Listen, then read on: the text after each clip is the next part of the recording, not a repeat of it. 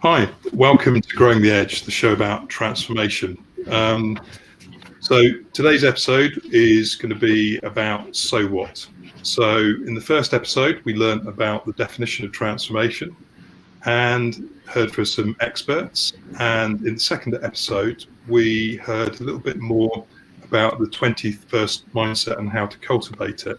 And it sounded like we had a number of the answers, but we're still not transforming. And really, Martin here said, well, so what? And this is really what this show's about. It's audience participation. We've actually changed the show to accommodate Martin. So if it crashes and burns, it's Martin's fault. So the only rules really on the show are dress for radio, don't be boring, and always remember the rule of three. So what we're going to start with is just Mandy's going to just chat to the guests, and then we're going to just pile into a few topics. So Andy, over to you. Thank you, Chris. Thank you very much. And yes, so let's quickly go around and meet our guests. So the first one, let's meet Martin. Good evening, Martin. Good evening, Mandy. And everyone else. So come on, tell us about yourself. 60 seconds. There's no real time limit, but give us a little synopsis. Who are you? I help business owners create the elite team concept, and I do that because I ran away from home and joined the army, and didn't like the regular army because they made big trenches. So I joined the special forces and ended up getting some kind of experience around small teams and how they operate, which are apart from the bureaucratic kind of organisation. And so then I went around the world after that. After I left the army, didn't want to be institutionalised with that, and set up small teams around the world, again to do with security. And then I changed direction, got a degree in environmental science, started studying psychology because I wanted to work out from my kind of humble beginnings, all the psychology behind what would influence me. And then I combine them all to working with businesses and coach people.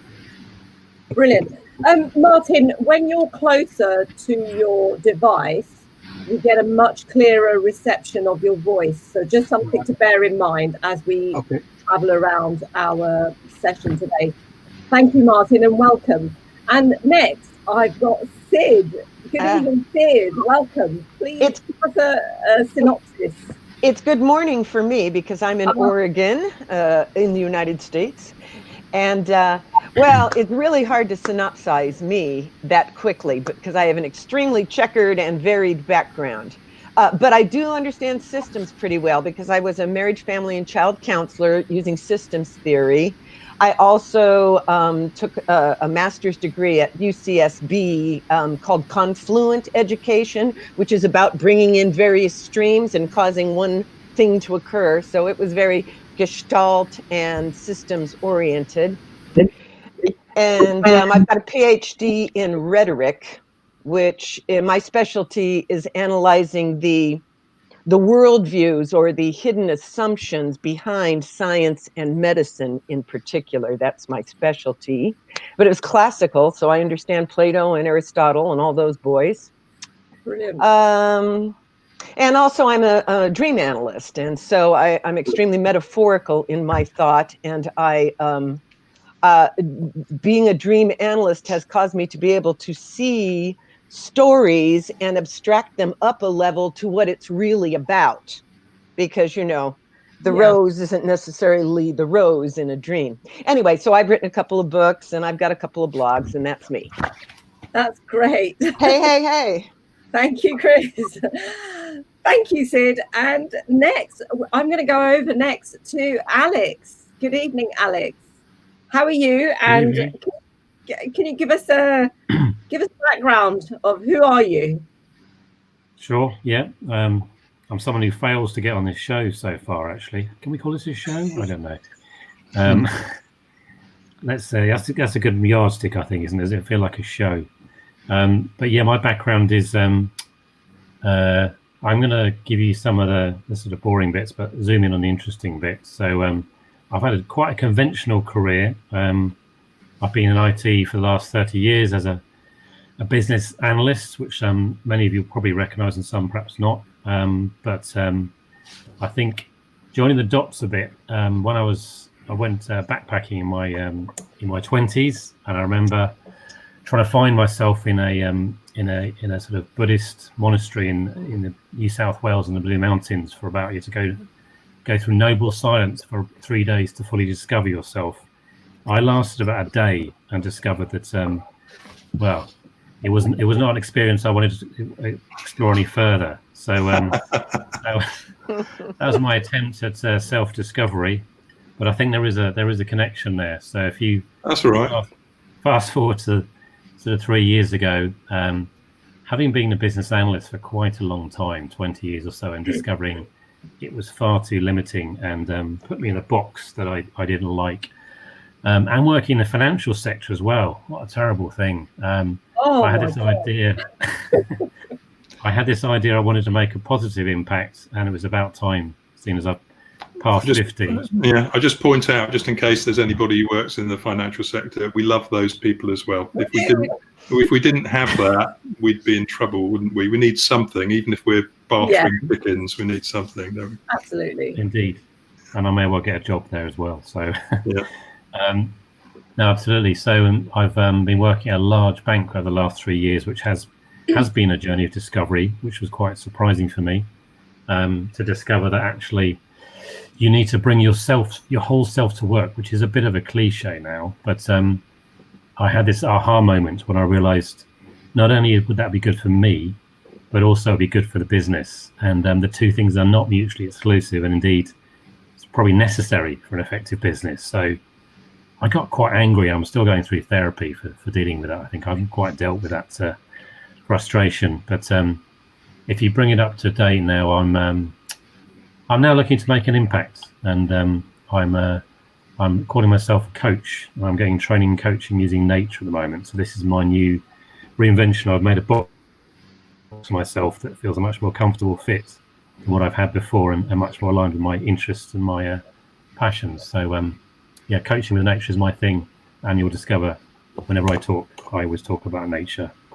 And definitely none of the complicated stuff that some other people like Chris use here, which goes over my head. But lovely to be part of this. You're assuming it doesn't go over my head sometimes. And just very quickly, talking about banking, I took my daughter, my little one, to the bank to open up an account, and she said to the assistant there, "Well, what are you going to do with my money?" Oh dear. She didn't want to put her money in the bank because they were going to use her money. So yeah, we need banks. We need investments. But yeah, thank you. That's a powerful question. Yeah.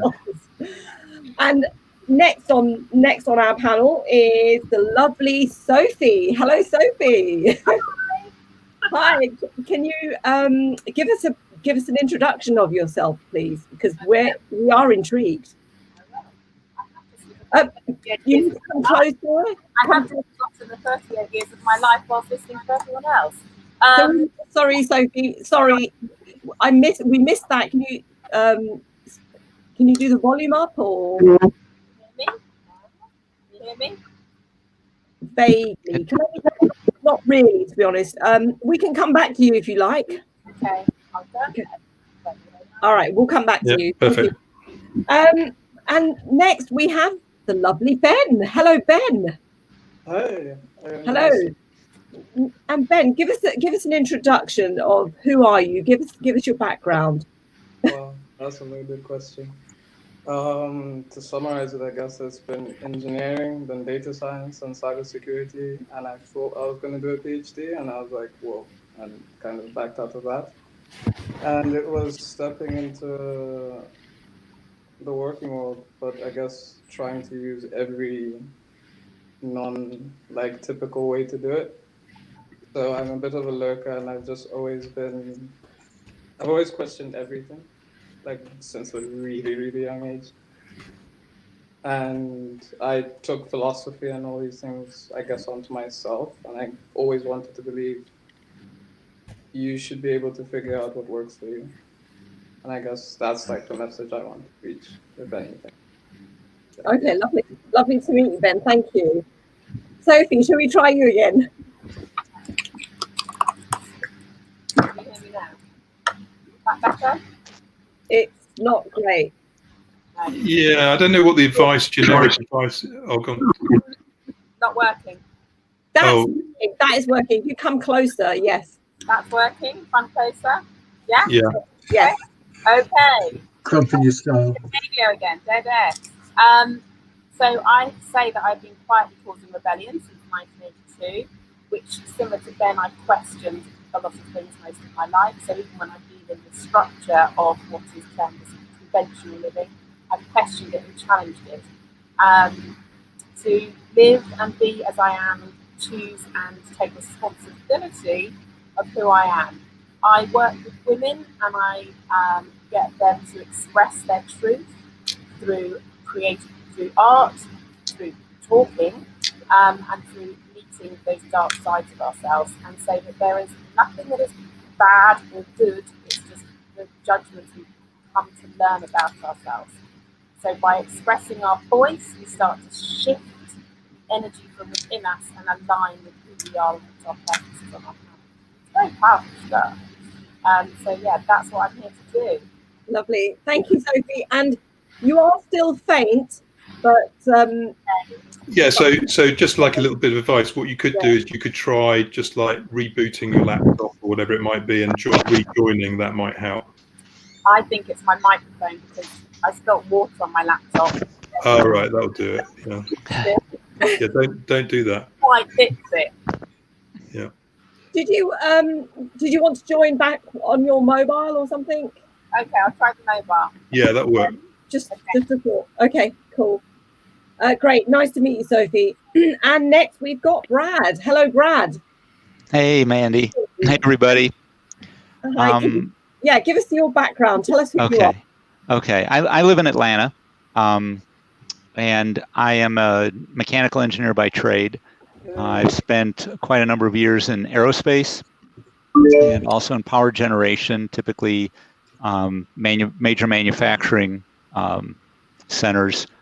And I've had most of the engineering roles an engineer could have, except for field service. But I've always gravitated towards the project engineering or program management roles because I like that aspect of collaboration, pulling different functions together, finding best practices, and sharing them for the collective good. So I guess I think primarily for the last 20 years, I've been mostly in a systems engineering or process improvement role. So I've seen and lived transformation, seen it from big industrial companies. So, but always looking to learn and exchange ideas, and so looking forward to this discussion and learning from this group. Nice to meet you, Brad, and welcome. Thank you for that. So, are we going to kick off? So, who's perfect. So what I was going to do is just like talk a little bit about Martin's challenge. So what we got, blah blah blah blah blah. Okay, Sophie trying to come back in. Sophie, you're in, aren't you? You're all sorted, yeah? Or is that you want to? Okay, so Sophie's on twice. So we're going to get a nice there feedback. she is. Yeah. So Sophie, I'm gonna kick you off on your laptop, and you will then be just on your phone. Can we hear you? Hello? Yeah, much better. Okay, great. Shall we do another one with Sophie? Yeah, go on, Sophie. Tell us about yourself because we sort of missed it and it sounded great. Please. Okay. Okay. Currently, so I've been causing rebellion since 1982. I've questioned the status quo, similar to Ben.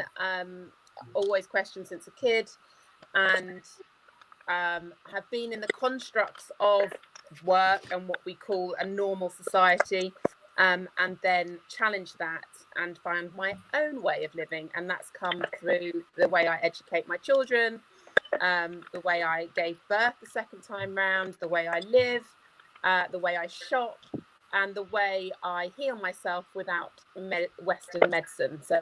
And that's the way I also work women to come back into themselves and realize that the suppression of not being able to tell their truth is what causes the pain and comfort within them.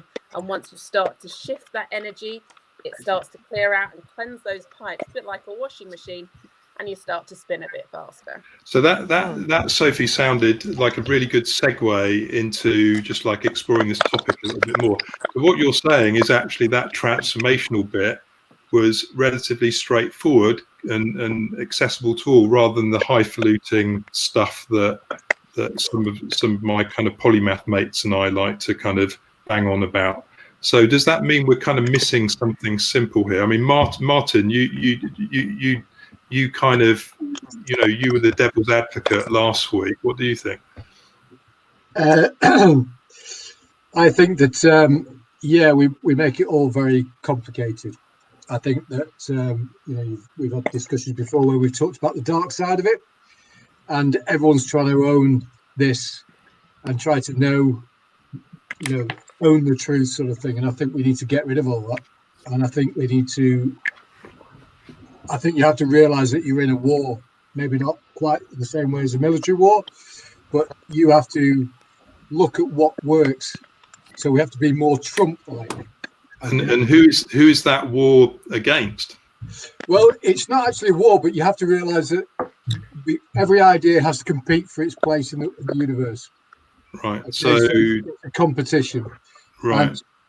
And if you look at why Trump and Boris are in power, it's because they've got a small minority of people all saying something very similar, very easy to understand, with a vision supposedly where they're going, and we don't. I've just been talking to a lady in America, Kathy. I'll introduce her to her. She's got a group over there. There's groups. I think she actually mentioned something like 3,000 groups worldwide, hardly talking to each other. We are getting better at it. Right. But, so what we're saying is we're fragmented and we're making it too complicated, when actually it needs to be unified and simple. And the people who get the unified and simple get you're saying they get the kind of, they mobilize people, but they may or may not have the answers. Yeah, they don't have they do have the answer to their paradigm, which is to do what they've been doing, which is autocratic and bureaucratic, i.e. the corporatocracy, if you like.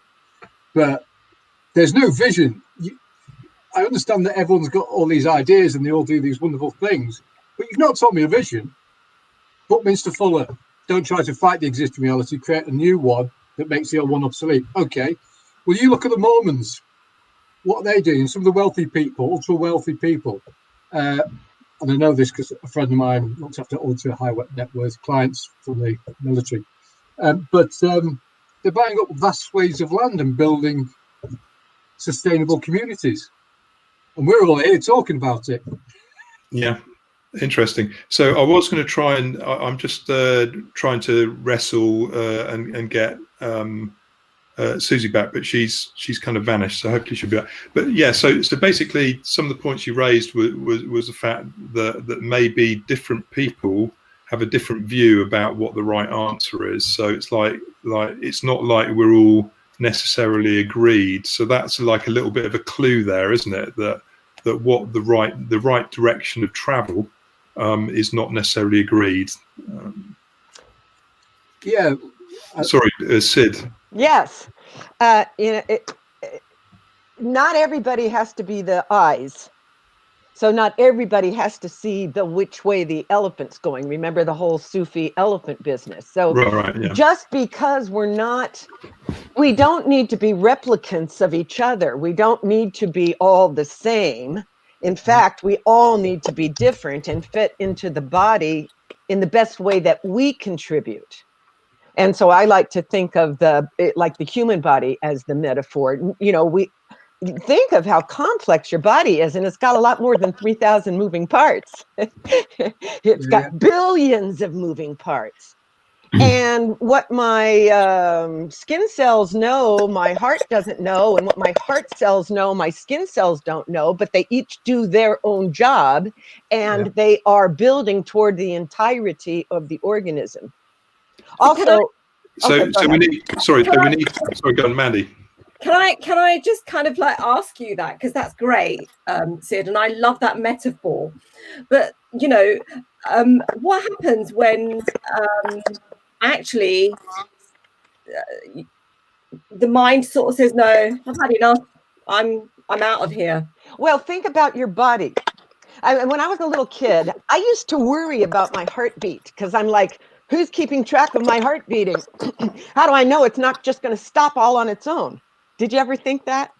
Well, anyway, so the heart knows that it needs to beat, and it beats from the get-go, from the time it's just starts to differentiate. The heart knows how to beat. The eyes know how to see. The lungs know how to breathe. They don't have to know each other's jobs. Yeah. And they don't even quite realize that they're part of my body. So does that mean, Sid, that maybe, we don't know that we're part of a wider human body, like a society or a human race or something like that? Right. We're all nested. It's all these nesting fractals. But the question is, what are you nested into? And I believe you are most closely nested into the people that are right next to you and working on the same project. When you're home, your fractal is that family pattern. When you're at work, it's your work group pattern. So presumably, if we have a problem with coordination of all these, different uniqueness, we need like a tool, like a kind of a Twitter or a Facebook to help us coordinate. Right, but what we don't need is a brain. We don't need an overlord, because it is not your brain running your body. They're all doing their job, and they happen to be building. That's probably above us. Your whole body has a central mission, though. Your whole body has a central mission. If it decides to go from A to B, everything in your body, they call it mission command in the military. I'm not a big military guy, honestly. I'm not pushing that down your neck, honestly. I know you're a former. They call it mission command. It's just a case of, we've got all these cells all around the world, but we've got a virus, call it whatever you want, that's destroying the planet and people, that knows what it's doing, and it's coordinated. So it's smaller, and yet you've got this massive body, using the same metaphor, that's going in different ways. So it'd be like your arm going that way, this one punching yourself, your right leg going off somewhere else. So I'm just wondering, Ben, surely, as I said, we've got Twitter and Facebook. Why aren't they helping us coordinate this shit? Coordinate what? Because you have to ask the question, what are we doing? Yeah. What? Yep. May I continue? I just wondering, did you want to? Yeah, sure. No, like I say that, like I genuinely mean that as a question, like as a planet, what are we doing? Absolutely. So actually, what we're saying is that we know how to coordinate as a body, but as a wider group of people, we don't know. Surely, the body, biologically, our independent bodies know what they're doing, but can we then take that abstraction to the next level and say people? But surely, that's what our leaders do. They provide that for us, don't they? You're being ironic. You're being sarcastic. I'm only ironic. Sometimes you'll catch me not being like that. Just assume that's So so that's what our leaders do, right? So why? There's very little leadership in the world. Okay, well that's pretty. I think that well, I think to Martin, to the point that you made yesterday of leadership versus management. But I think if you look at it from I look at it, I guess, a different perspective, not as the body as a single entity coordinating all the cells and functions and muscles to a single goal, but society as a whole has to operate more as a series of, it's not different body parts, but all of similar units that have to be aligned towards a common goal. So that's how organizations run, that's how governments run. And So, and what you get is this standardized, Martin, your term, command and control, where you've got senior leadership, followed by middle management, followed by, the people on the bottom, tended to be driven by standardization because of fear and risk aversion. You want everything standardized because that's the easiest way to manage an organization.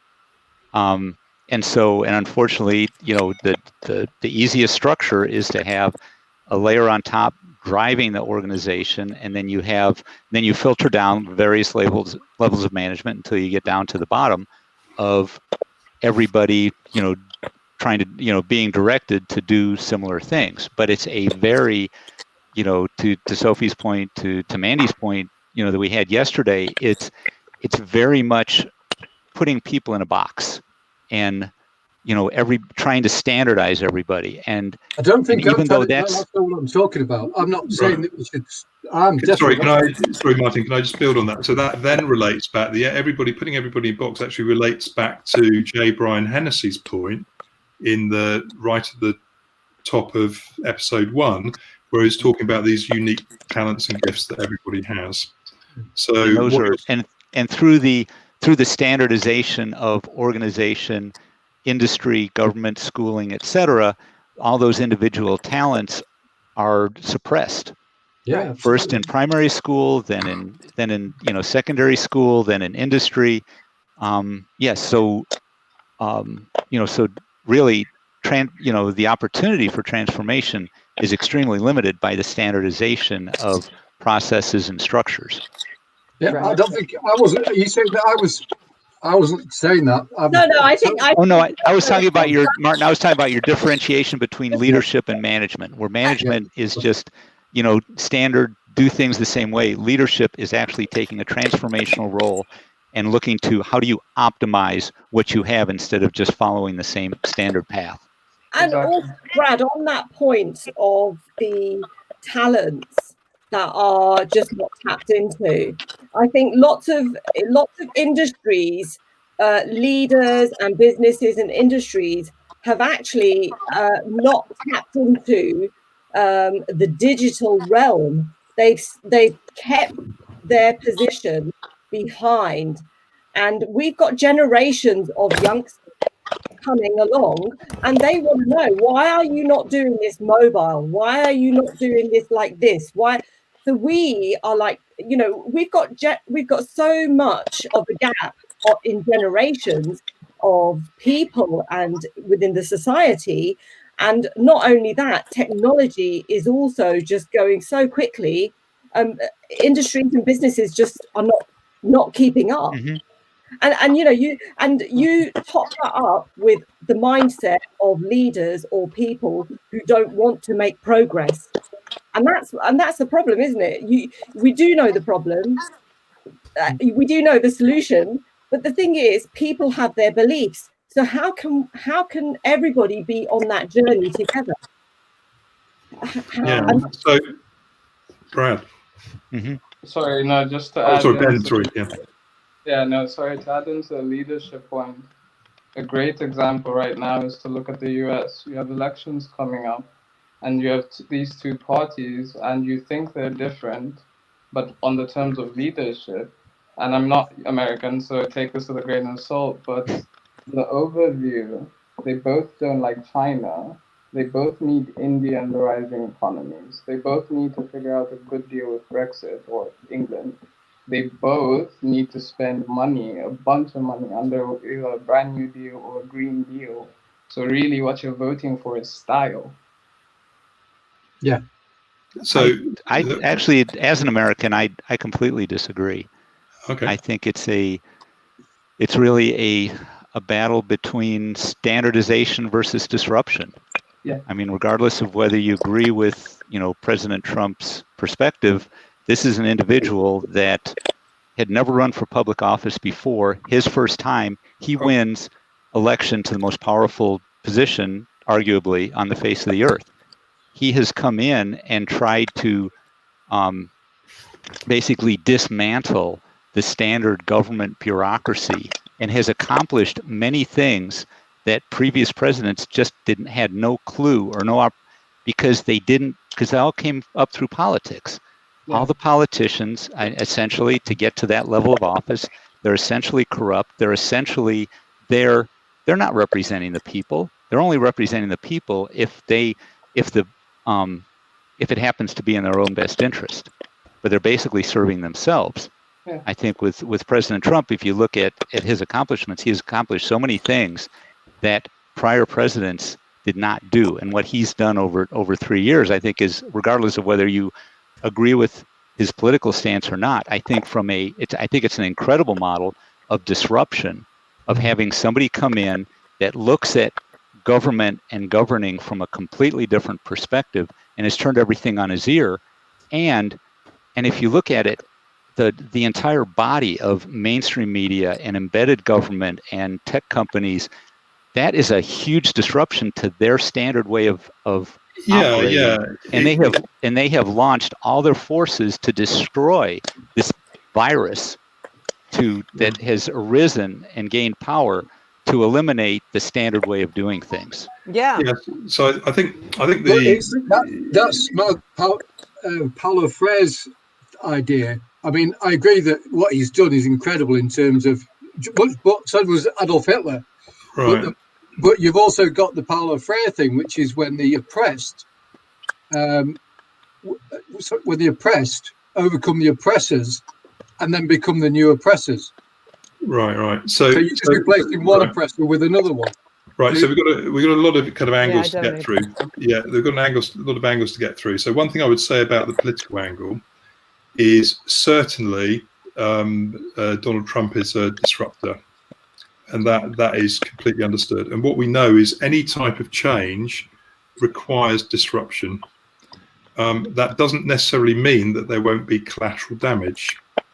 So what we end up with is it may be that change is a catalyst, and it's not necessarily direct effects of it that we see. It's the indirect ones. So, for example, I'm somebody who worries about the environment. So I'm politically opposed to the Trump administration because I admire Trump as a disruptor, but I feel physically sick by the things that are being done to the environment. It literally makes me feel unwell and extremely distressed.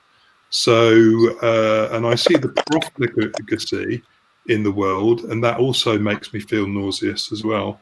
When I see the gross injustice and the gross inequality. So what I see is actually that's the issue, that I admire the disruption, but I don't necessarily like the results. So it's almost like we're all kind of agreeing or disagreeing on the bits of the transformation that we actually like and we don't like, and it's almost like that's part of the problem, isn't it? That we're not choosing all of those. We're not agreeing on all of the characteristics and dimensions of transformation. We're kind of people want to shake it up. Some people want to save the environment. Some people want more of something. Some people want less of something, and some people are just kind of bewildered. And it's like, actually, none of us is really in charge. We have to get to a level where we can all agree on something, because until we find that, then people with all their talents in their individual ways can go towards that in their own way, much like Sid's idea of the body. Right, and also I also like Trump the disruptor, as does Brad, but it's a top-down model. So this is why the resistance is so high, is that Trump has good ideas and he is, though, imposing them from the top down. And so it makes the little cells down here on the bottom, at least half of them, very upset and worried because they are lacking input, is what they feel. So sorry, Sid, which good ideas does Trump have that you're referring to? Oh, let's not get off on arguing politics. That would be, that's a never-ending thing. Yeah, so however, coming back to well, I don't want to get off on politics. Okay, yeah. Because you won't like it. But my point is this. How can we think on that body level? more like when we get back to the body idea or the slime mold level. Can I bring up the slime molds now? Yeah. All right. The other thing, Sid, what I would say though, is the episode is about the so what. So we Maybe do we'll understand. save the slime mold. So from a narrative point of view, we're saying that nature gives us a model that we're choosing not to follow for some reason. Right. And that would be true individualism. True individualism, where you're allowed to think and prosper and develop your talents. But if you do, with the capital big S, the sense of being an aware individual, let's say, you will be contributing your best for the benefit of all. It always levels up to the good of those around me. If I am a good mother in my family prospers. If I'm a good father in my family prospers. If I am a good worker in my work group prospers. But it can only prosper when everybody in it is allowed to literally be themselves and do their best, and then it will level up to your product that you want. So I would recommend open source. If you were talking about what's wrong with Google or Facebook, that's because they are literally being herded. There are forces herding them. I can't communicate with my own friends on Facebook because I am not in their post hole, so they never see my posts. So that is not open source. So exactly. So what we're doing then is we're creating silos and clades, Alex. Yes, that is the worst. Silos are the worst, because here I am coming out of left field. I really am a left field individual. Sid, I'm just trying to bring Alex in. All right. Thank you. Do you like my sinister? Is my sinister working? Yes. My sinister look. Yeah. This may not work because my technology's. Can you hear me? Yes. We can hear you. And my flow has been stopped to accommodate you. It better be good, Alex. Speak. Okay, I'm going to try. Sorry, it's looking like the signal's not working, but I'll go for it. I was quite interested in bringing it back to the personal level.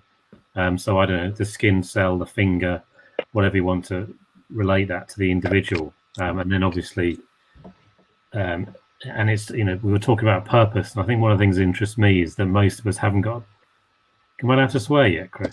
Yeah, I've already opened that Pandora's box. Yeah. Okay. Normally it would have been Mandy's job, but I beat it to it.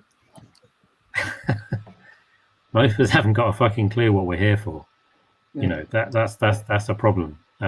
And perhaps we don't even know, that we are here for something. Maybe you don't even know that, because that's a possibility, that you're allowed to have a nature that is unique to you.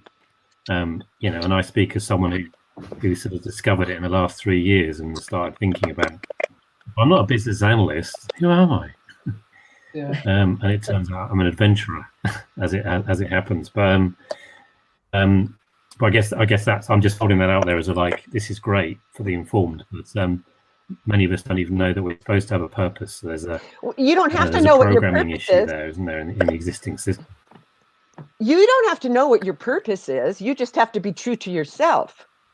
Do you like to sing? Do you like to dance? Are you a good cook? Are you kind to your neighbors? What is the thing that is your talent? What did you want to be when you were a little child? Sid, I agree with what you're saying there, but you look at the greatest people out there who have come and gone through mental illness. I mean, Robin Williams, for example, what a great talent.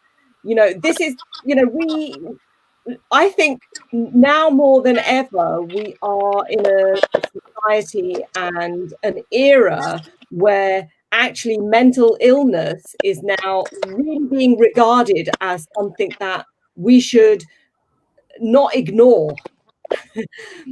And let's not forget this, it's technology has advanced, but as society and as people, we've kind of regressed because we can't live without technology. So transformation is important, but transformation has got to be able to consider ethics, morals, and everything, like you mentioned about the body, everything. And it's got to be something which is, you know, do your disruption, but do it by giving a fucking shit about other people. Yeah, Other those are some society. common Right. values, a common mission, purpose, values, Yeah. optimal outcome. Yeah. If we get, Yeah, Absolutely. we know there's something that we can all agree on. If we can't, Yeah. Exactly. So what we should agree on is I can agree on that Ben needs a bit more time if he wants it, but I need to kind of get some indication of you know, if you want to come in, Ben. Yeah, no, and I completely agree with what was said before, and I think there just needs to be that acknowledgement on a personal level that there is more out there, and not on a religious level or a political level, but just for yourself. Like, you just need to want more for yourself. So do we need to? that- Sorry, go on. Just to let you know, Ben, your camera is frozen, so I can hear your voice, but your video camera is frozen. Yeah, no, I think it's my internet maybe, because you actually cut out. I didn't hear the last like 10-15 seconds of what happened. actually. Yeah, I mean, but I mean, just to, you know, develop that point. So I think that what we're saying is we need personal growth in the sense of something larger than ourselves. And the problem is that we've got loads of different brands of doing it. So it's either a particular religion or a particular philosophy or something. And it's almost like we're saying, and then we get into the my brand is better. You know, I prefer Coke, you prefer Pepsi. You know, let's you know, go to war with all the Pepsi drinkers type of stuff. So that's the, I think that's one of the problems actually, is we're failing to distill down things that everybody can buy into. And funny enough, you know, and I don't want to use any jargon, but this is actually very similar to Goldratt's theory of constraints and Hegel's dialectic and, you know, evaporating clouds. We're saying it's A and B, whereas actually it can be A or B, and we should focus on the A or focus on the B rather than thinking that they have to be related. And I see this all the time, Alex, in my job working in IT. I don't know whether you do, but IT is almost entirely disambiguating people that think A and B are the same, you know, and need to go together. And you find, well, they're actually, you can turn the and into an or, and that's literally what I've spent the last 30 years doing. Now, just before we go on to the next section, what I'm going to do is just go on to the chat, and there's a number of comments that I've been half looking at, and it's mostly hi, and then it starts kicking off, and it kicks off with Dave Pendle, who says populism as oversimplification, attraction of the past versus the disruption of the present.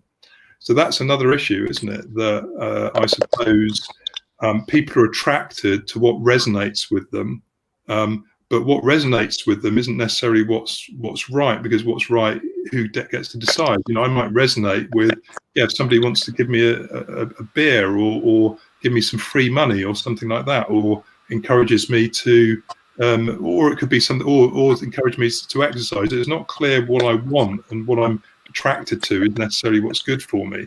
And that's another where we get into the other issue of moral empathy. How do we deal with what's good for me and what's really my unique purpose and everything has got a little bit of a glitch or a bug in it? You know, if I really like cars, you know, and I've got 1 million cars, and then nobody else has a car because I've got all the cars, you know, am I being unique and that's okay because we're an individualist society? Or is maybe there's a point where we say, well, why do you need all the cars? You know, it's just like, for example, and I don't want to go to the George Monbiot's got a good take on that. Okay. He says that instead of private wealth, where one person has 10, 20 million cars, it's public wealth and private sufficiency. Just, yeah, why not? We all have enough. We just make sure everyone's got enough, and then any spare shared in the public realm. So that also brings up the issue, and I'm trying to, you'll have to forgive me, I'm trying to shamelessly kind of introduce topics for further episodes. That also gets us into the idea of individualism versus collectivism. I'm not making necessarily the point politically. You see plenty of collectivism in SEAL Team 6s, you know, taking out Obama. Was it somebody saying I'm in charge? No, that's not how they work. So not politically, but actually these modalities of thought, you've got blends. We all have these blends of individualism and collectivism. You know, one's maybe more associated with the East, one's more associated with the West. And actually, have we, you know, people have talked previously about peak oil. have we actually moved past peak individualism now? Are we now moving into a cycle where it's all about moving into things? We're always on a cycle. If you look at business, it starts off as founder, entrepreneur, then it's supposed to become a community or coach, and then it goes into founder again, and it keeps doing that as a circle. All the time we get these sort of things. And what we've done, well, for the last 15,000 years, 15,000 years we've been hierarchical. 150,000 years before that, we were totally egalitarian. So, and we had social norms that stopped people getting too much. You see a bit in Sweden, but if you look at the San tribes people, they can live in balance with harmony in the Kalahari Desert and do better than people that are using the Western model, if you like, or capitalism or whatever. But the tribes are small. Right. It has to do with scale. You can't have true egalitarianism over what, certainly not over 200. We don't know. You don't know that, Sid. You can do it at scale. If we encapsulate, exactly. What about, sorry, Sid, what about the slime mold? Isn't that, or isn't that scale? There's over 200, or there's some, isn't surely? Well, yeah, but now we're talking slime mold. Okay, so the thing is, these millions of cells that are forming the one organism of the slime mold, it does have a singular goal, and that's to find food and take care of everybody. Yeah. So we do need to have a unifying concept and a selflessness. You have to be selfless. You can't be egoistic. And it would be egotism would want me to own all the cars in the world and screw you. So there are some overriding meta values that even if you're not religious, you have to buy into if you want to have an egalitarian society, such as you are as important as I am, or live and let live. Live and let live is the core of the democratic ideal. That's the whole free speech notion. You can't determine what people are allowed to think, do, or say, but we all have to be pitching in together and doing our best. It's almost right. Sorry, Martin. I'm just going to bring in some more people from the audience because their voice hasn't been heard yet. So Lauren D'Souza asks, or she says, or he, or, and you have to forgive me. So leadership is society of similarities towards a common goal. Fear and risk aversion is too common. Letting go of standardizations unleashes a true leader's potential to break outside the box. Right. You got it, Lauren. So I think. Sorry, go on, Brad. No, I was going to say, yeah. Yes, we know that.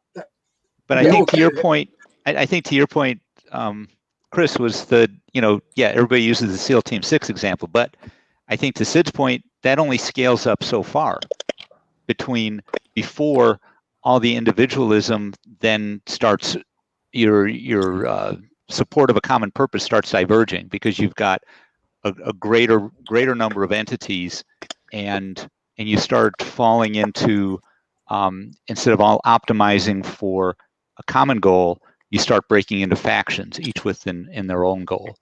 And I wanted to touch on another aspect, Chris, that you mentioned was the moral empathy.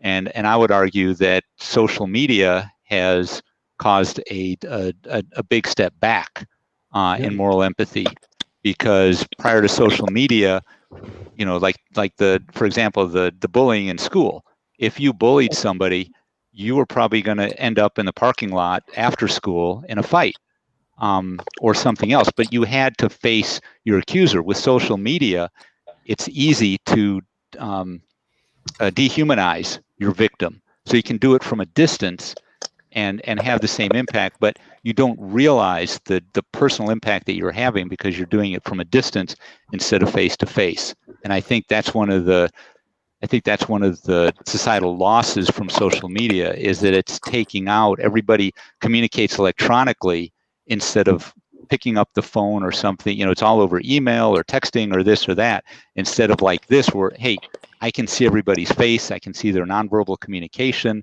the reaction. We need more of that. Absolutely. So I'm dying to come in here because I love TED videos. It's like, why did I bother going to university? It's almost like, so Frank Zappa famously said, if you want to get laid, go to college. If you want an education, go to the library. And that's very true. So Dan Ariely did this wonderful TED video, and I'm going to post a link to it because I've been multitasking. There it is. It's in the chat. About, are we in control of our decisions? And what he's found is the more distant we are to them, to your point, Brad, the more immoral our decision making is. So, for example, if I do a quiz in a room, and then if I score myself, and if I get a certain score, I get to take $10 from the cookie jar. What they find is some people cheat. If I see somebody else cheat first, I'm more likely to cheat.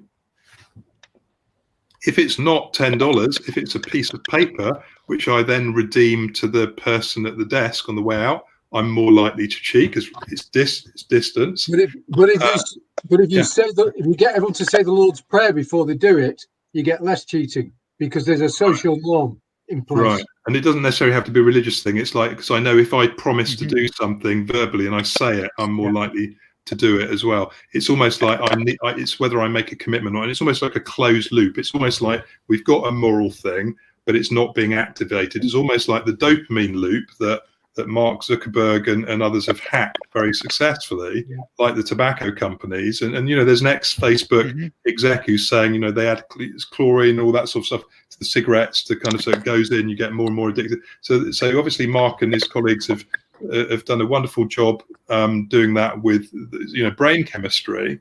And what's happened is it's just basically, it's cladic. It's cladic, isn't it? Or it's like, it's a clades. We've got I think, I'm a Pepsi person, I'm a Coke person, and, I'm throwing shade. Yeah, it's a false dichotomy. I say that people are afraid of change. They're not afraid of change, they're afraid of transformation. They change all the time to stay in the same place. And that's exactly what politics, Facebook, Twitter, they're all doing the same thing, saying they're changing something, but they're not. They're just, as Ben said, changing the style, or someone said this.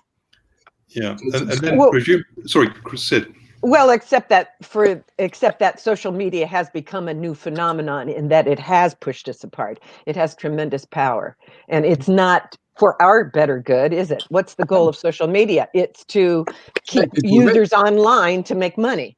So it's only serving the elite that and they're purposely doing all this crap to us in order to get themselves richer. So they are not a good model.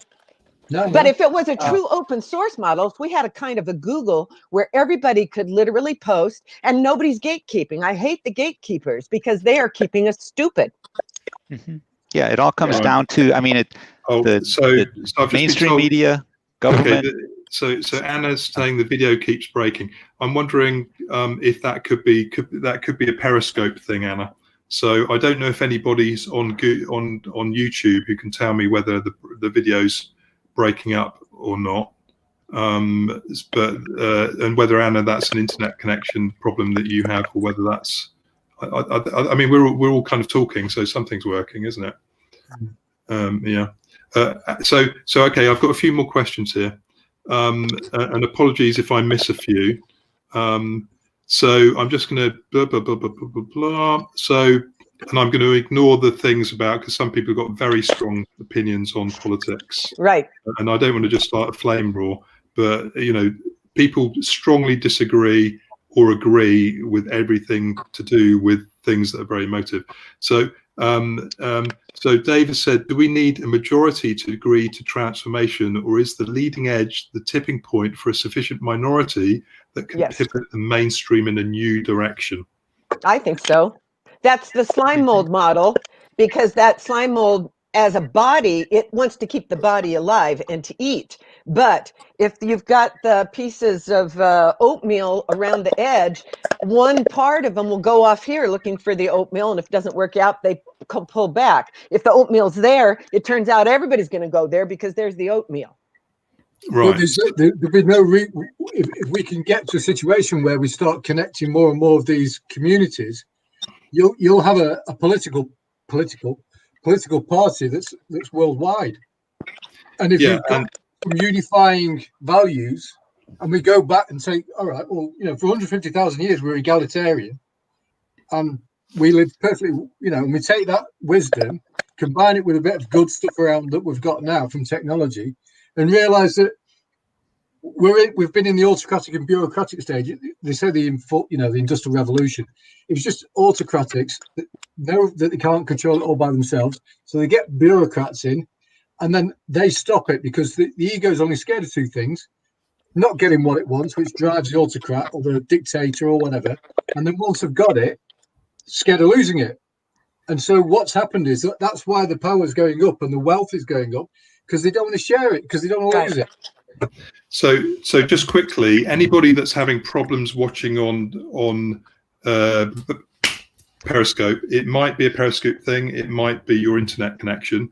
I've just posted the link to the YouTube channel. You can try it on there. So just to kind of give you a little bit, a few options. To that point, global political movement. I mean, that's to some extent, that's my kind of clandestine vision for this movement show here. It's starting with, it's almost like a minimum viable product for a movement that's designed to actually build the conversation nice and organically, a bit at a time, respectfully, in an entertaining manner, so we can kind of explore these things. Because what we'll find, no doubt, is that we have lots of similarities, we have lots of differences, but that doesn't mean that we have to make necessarily value judgments or get all grumpy or even all passionate. It's almost like we need to have it's almost like mummy and daddy need to have a conversation of the anima and the animus. We go back to Sid's idea that, as far as I know, the majority of people want to survive. Yeah. Absolutely. Yeah, they do want to survive. Most people want agency. Most people want a bit of autonomy, respect. Shelter, food, safety. Yeah, exactly. So this is starting to get into obviously Maslow's hierarchy of needs, and then starts to dovetail into that sort of thing. So there's another question from Lauren. Lauren asked, "Do you believe society has become?" Well, we've covered the social media. Yes, social media is making us more detached. So we covered that one. It's really a matter of what do we do about it. Sorry, go on. No, just to the social media point, and to kind of tie it in, the last 20 minutes, I boiled it down to incentives, because let's take like just voting. Back in the day when we couldn't ask every single person, we couldn't go door to door in the 1850s and ask every single person who they wanted to vote for. But today we can. That's why we had electoral colleges back in the day. But now they're almost obsolete, but we're still holding on to it. And it becomes this thing. What are we doing? What's the incentive here? Because now we're getting angry at social media, but we have to look at it as a tool. If you re-incentivize some of those tools, can you imagine algorithms that literally like sorted out your homework, or your if you re-incentivize those technologies or points? Yeah, that's all I just wanted to say before moving on. Yeah. So sorry, Martin. Just very quickly. So Anna's piped up and she said, "I think social media connects people. I would never have found you." Exactly. So that's a really, really good point. So what we've got is we want all the good stuff, but we want to try and avoid the bad stuff. Now, is the bad stuff part of the does it come with it? Is Mark Zuckerberg evil? I don't believe so. I think he probably likes Facebook, and he's probably then got a bit of a moral dilemma, and he probably turns a blind eye. He's probably got a conflict in his brain, like an earworm, where he probably feels slightly guilty, and then he just I don't know what he does to get over his guilt. He probably goes kite surfing or something. But he probably doesn't. Yeah, but he doesn't perceive it. I don't think he perceives the guilt. I think, to Martin's point, where people, it's two main things. Has he got a blind spot, or is he too busy to perceive it? We shape the tools, and then the tools shape us. I think to Martin's point, it's first you want to acquire wealth, and then you're scared of losing it. So Totally. Zuckerberg has acquired so much power, so much wealth Right. that he's lost touch with where he's come from, and so he Right. believes that the argument, children of a lesser God, he has so much power that, well, I got here, I did something to get here. I must be better in some Perfect. spiritual sense. So Yeah. I'm Exactly. I'm empowered to make decisions that affect billions of people because I ended up on top. Exactly. So this goes actually, Mandy, doesn't it, to very much David Dibble's point in episode 1. And if anybody's watched episode 1, or for people who didn't, and details are on the website, which I posted in the chat, which is it's basically growingtheedge.net. What David was explaining is this is related to the Nobel Prize winning physics of Ilya Prigogine. And Ilya Prigogine won the Nobel Prize in chemistry or something for the law of dissipative structures, which says that any system effectively starts behaving a bit funny when it can't dissipate the energy, but it will also resist change. And that's part of it. And I think, I don't know if it's like there's a guy called, is it Bohm, Implicate Order? It talks about this idea of autopoiesis. So any system, whether it's Sid's slime mold or Mark Zuckerberg's mind, it's a system. It's a system that dissipates energy. Energy comes in, whatever that might be. It might be money, it might be information, it might be likes on social media for Growing the Edge. Whatever it might be, the system then dissipates that. And then when it can't dissipate the energy, it stresses it out, and eventually the system can collapse.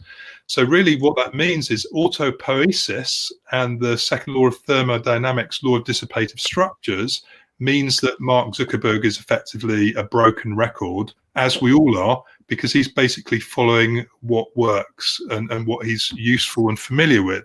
Now, for him to actually realize that he needs to make a change, he's going to need a life-changing big aha moment, to Brian, again, bringing in Brian Hennessy from the first show.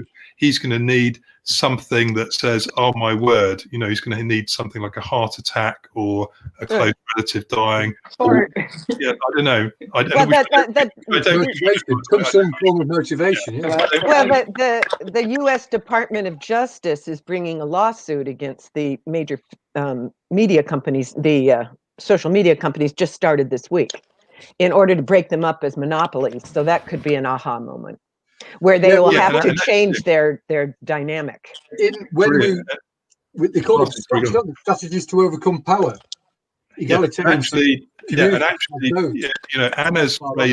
Anna's raised a very interesting point.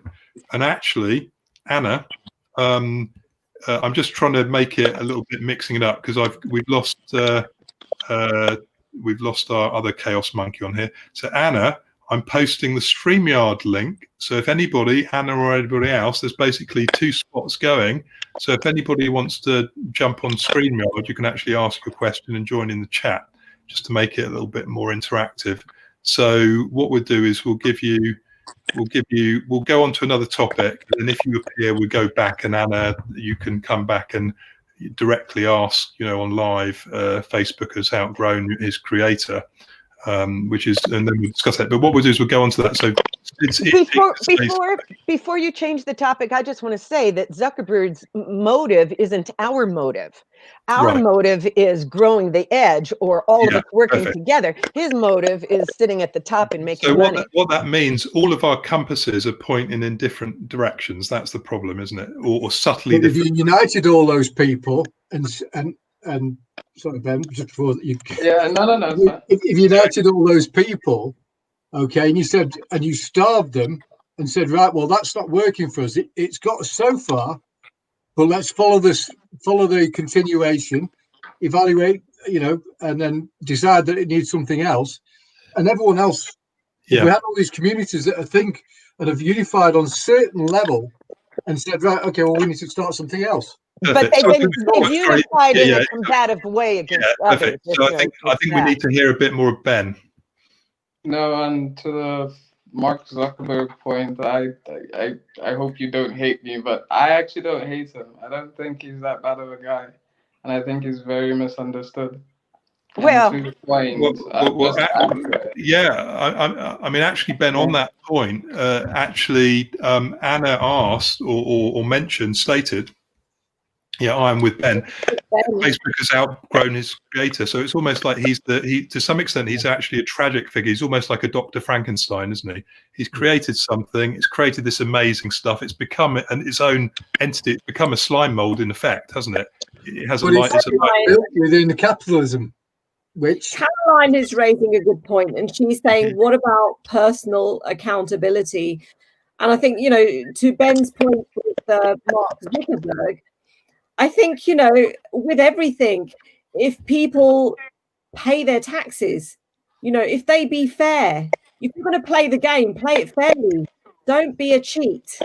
You know that, and that's part of the problem. Part of the problem is we've got players in these positions. But that's not understanding evolutionary psychology, because we're descended from primates and they had dominance hierarchy. And yeah, that's right. However, if you find a trigger for it, usually men, if they get an opportunity to be dominant, they will carry on that path. Exactly. What we need is attractive women to spend more time with collectivists, and then the problem will go away. So be fair. We need to take personal responsibility and accountability and be fair, because we've all got a voice, we've all got a soul, and we've all got a purpose to breathe and live. Yeah. So I just I'm being flippant. Good. So Anna's making the point. Yeah. So yeah, we're picking on Mark Zuckerberg. So that is unfair. You're right. It is unfair to characterize Mark Zuckerberg as a villain in the same way some people would characterize Trump or even Obama or whatever as a villain. So I suppose what I see, this is my model. I think these individuals, they're not deciding it at all. It's almost like they're open to bringing out what's actually already in the human organism or even the planetary organism. And actually it might, if it wasn't Mark Zuckerberg, it would have been somebody else. If it wasn't Donald Trump or Obama, it would have been somebody else, because it was almost, that was the zeitgeist, that was the right move. Ben, did you want to come in? Your hand was up. Yeah, no, I just didn't finish the point before, because what I was going to say is, like, with him, Facebook was made in like 2008, I forget the year, 2006 or whatever, but it's like he runs a public company, and running a public company comes with things that a lot of us don't have to deal with on the day to day. And it's like, if I take a second to think about where his head is at and actually think about it, I don't know how familiar you guys are with like Facebook Reality Labs, but like they're on the bleeding edge of like augmented reality and virtual reality. You combine that with the right incentives, like we're talking about in this show, and you can you can give people a world to literally explore themselves, find out who you are, and come back to the real world. So actually demo these things.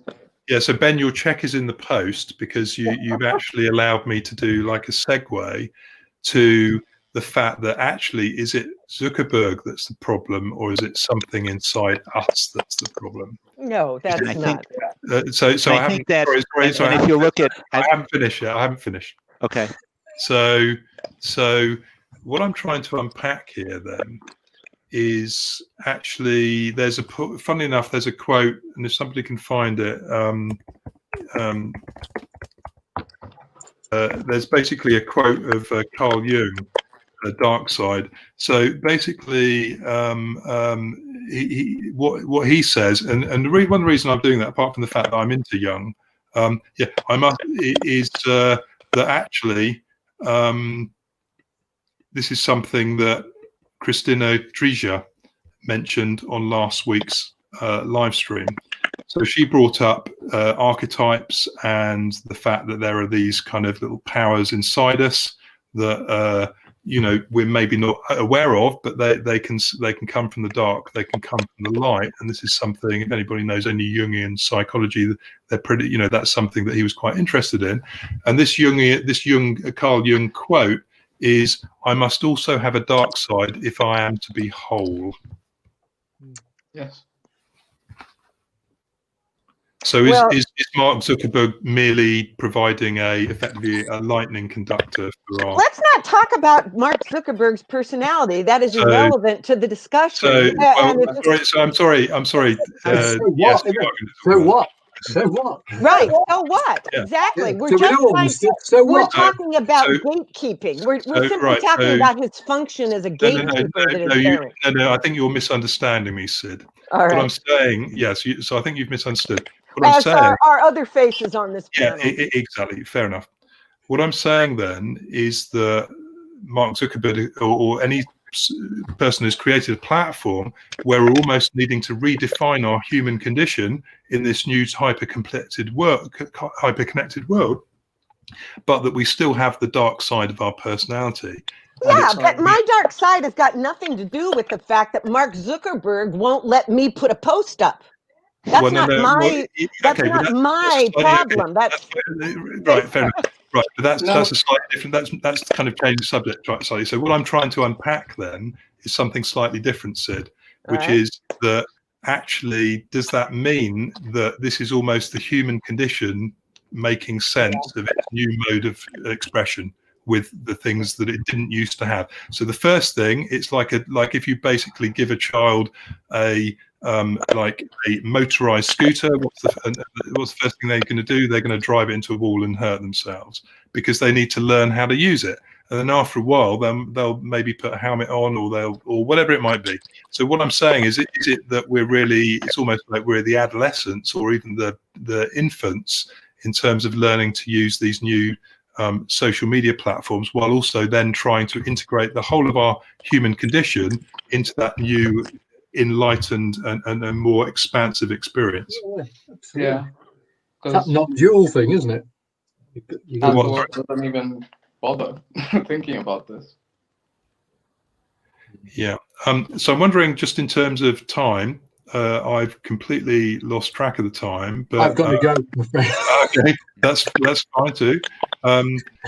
How Sorry. long do we have left? So we've got 20 minutes left. Sid, I kind of interrupted you a bit when you were in the flow. Did you want Do you mind if to? I go? Oh yeah, that's no problem. Thanks, Mark. Cheers. Bye, Hi, Martin. Bye. Thanks. Sid, did you want to? no. Once the flow has been interrupted, it doesn't return spontaneously. That's the flow. Yeah.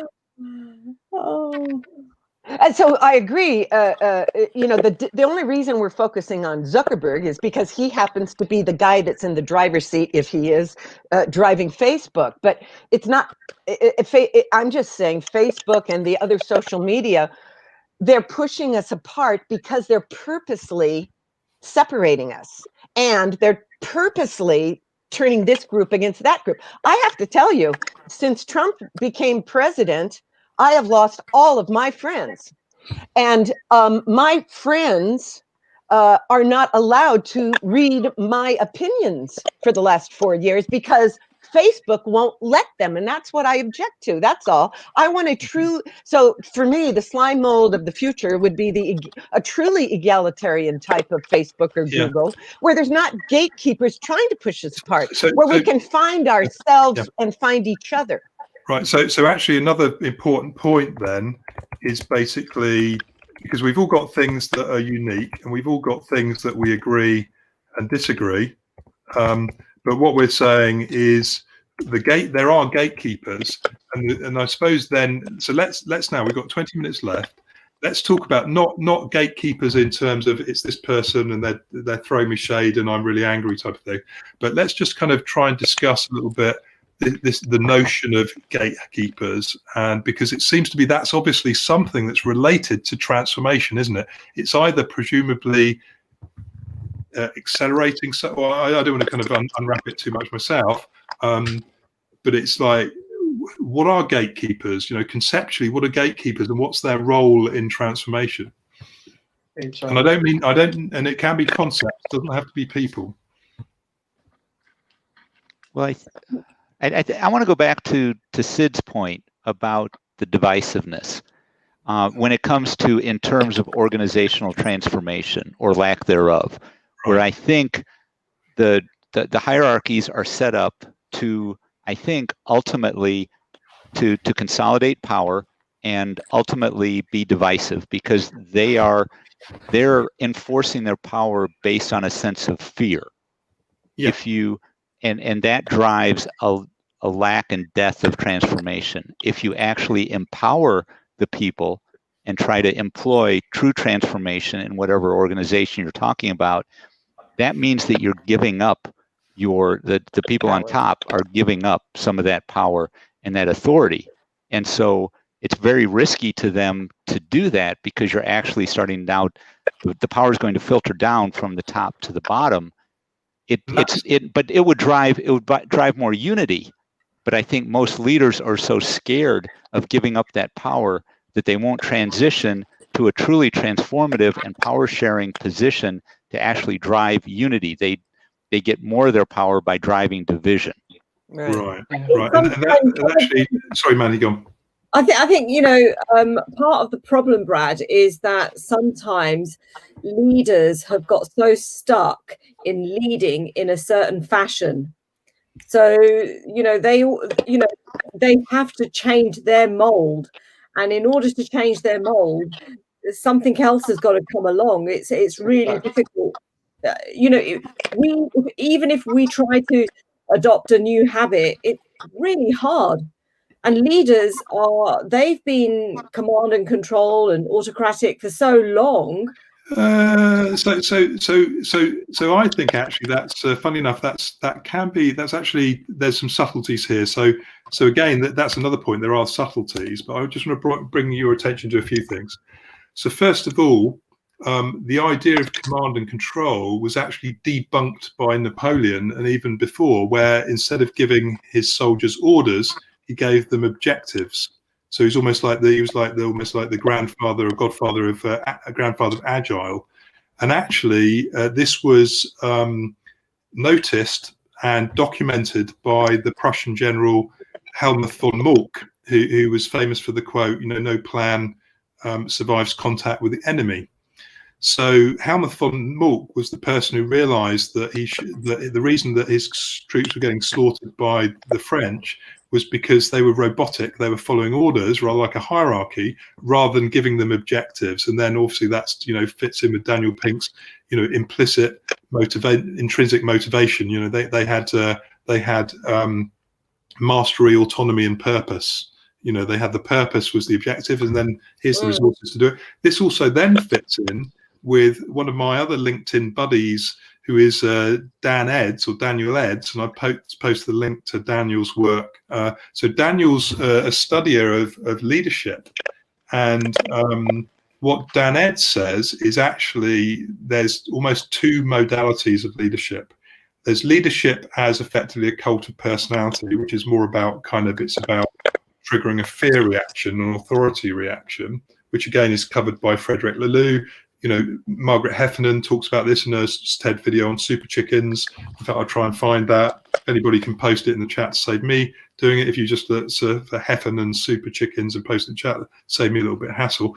But basically what Daniel Eds is saying, there's a differentiation between leadership as cult of personality, which is more about kind of fear or dominance, which is mammalian. And there's also leadership in terms of creating a leadership system. And leadership systems are the things that are doing well. So, for example, Al Chapo is in prison for life, whereas Jeff Bezos, who's created a really big leadership system, is actually on track to be, the first trillionaire. So the thing is that actually, there are different ways of being a smart monkey. If we want to be like if we want to say, we're monkeys, therefore we have to be nasty to people because that's the only thing people understand.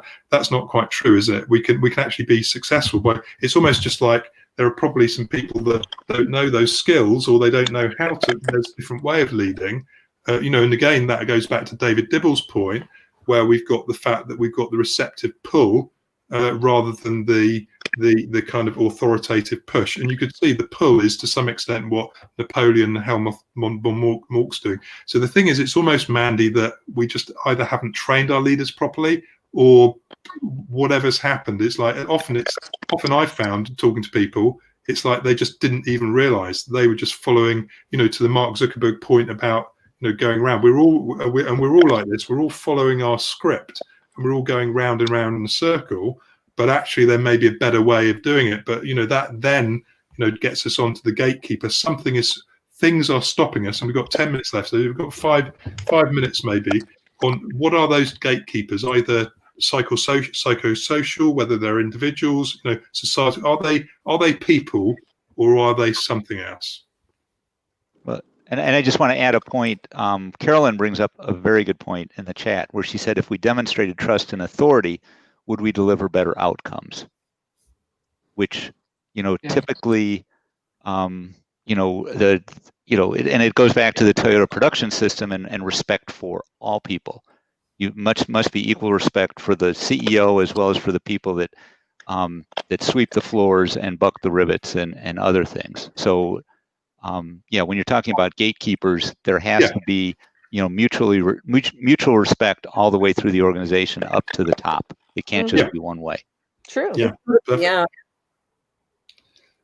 So Caroline, for some reason I can't see your comments on my screen, so not quite sure why. Yeah. Oh, okay, fair enough. So I just want to make sure that there's not a technical problem. Cool. So exactly, and that's actually funny enough. So I've got a few. I don't want to bore people with my book collection. I need some, but basically, Yaron Lanier. I don't know if anybody knows this book. It's quite famous. Yaron Lanier is this dude here. This is called "You Are Not a Gadget." And what Yaron Lanier argues is the basic problem with social media is actually the advertising model. It's because it's the way it's based on interrupting people. It's based on, rather like, Sid, there's a bit of friction because I interrupted you when you were in your flow. Actually, to some extent, I was an advert, wasn't I? That's what an advertisement, the advertising model is predicated on interrupting people. So is that, part of the problem is that because we're this is why maybe should we be all paying these companies a bit of money to do a subscription service, so, okay, let me just give Google £100 a year and then they can just never show me another advert again. Is that maybe a better model than actually constantly interrupting us all the time? Is that part of the gatekeeper, that the gatekeepers are predicated on breaking the flow of conversation? We're never gonna have a Google or a YouTube or a Facebook or a Twitter. We're never gonna have a situation where there is a social media where there are no adverts, or it's not money collecting machine. We're not going to have that because there's only far and few. Never say never. Sorry, never. Never say never. Never say never. Yeah. There's always a way. I mean, I've learned as a technologist, you can always, if we're subtly enough and we go about it in this, really have an open mind and explore things. And this is again to, Hegel's dialectic and Goldratt's law of this, dissipating clouds, whatever it is. It's basically the thing I've learned as a technologist is exactly that, Ben. Never say ever, never. There's always a way of having your cake and eat it. It's just we haven't found it yet. Exactly. So there's a critical chat. So there's a couple of things. So Alex has asked a question: is any society which fails to mitigate against excessive concentrations going to be self-destructive? In other words, if it's a race to the top, I'm assuming what we're saying, if it's a race to the top, does it eventually collapse? Not everybody wants to be the richest person in town. So I think the part of individuality, if someone is extremely driven to be a rich man or woman, an entrepreneur, let them be. But they don't have to do it by enslaving others. Maybe there are people that want to work for this extremely driven rich person. That's a volitional choice. Yeah. It's like, you're part of the donut that you're part of. You can't be forced into it though. Yeah. So is that also maybe one of the gatekeepers then to transformation, is people are trying to make people things that they're not. They're trying to almost do it by coercion. Yeah. If I want to be an eco-warrior and somebody else wants to drive a gas guzzler, yeah, we're both saying, if we're both pointing at each other and we're both saying that's bad, right, that's not me, right, then yeah.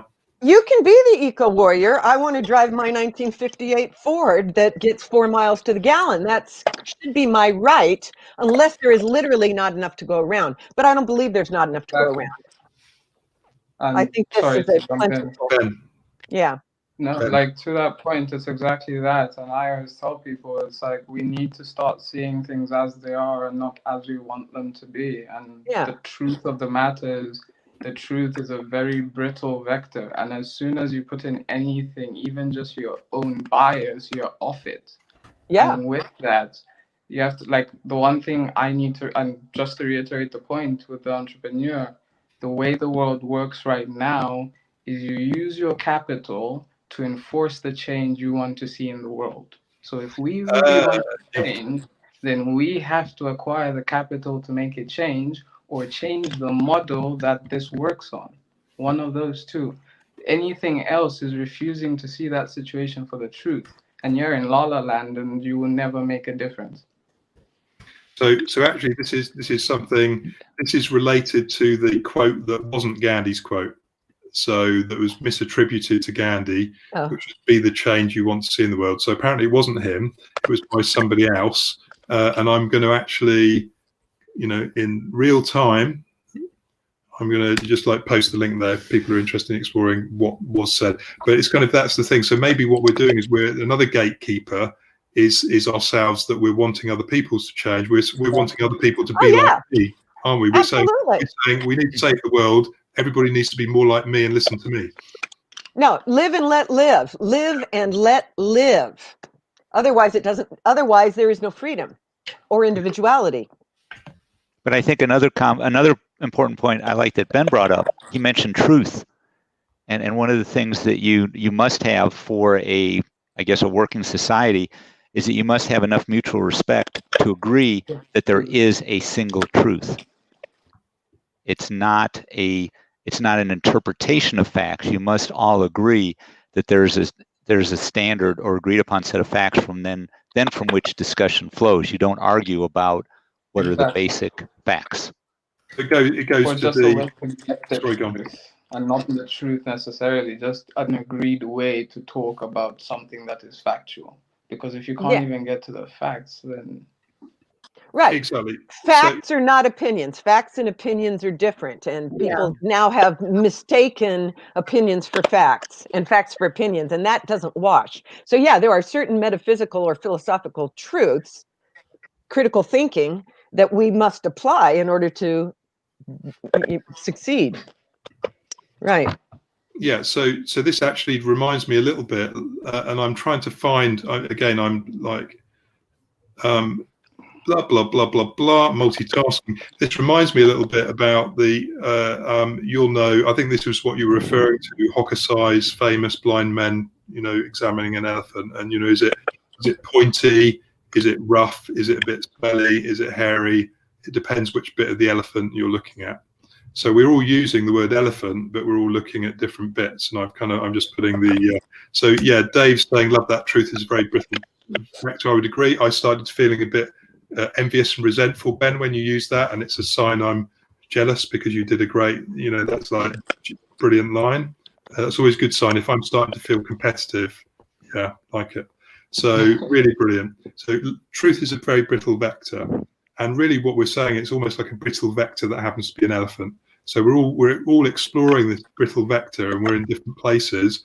And we're rather than saying it's a shared truth, we're kind of saying, come and stand with me by the tail. Look, it's the elephant is swishy and a bit smelly, and somebody else is saying, come and stand with me at the tusk. It's like pointy and smooth.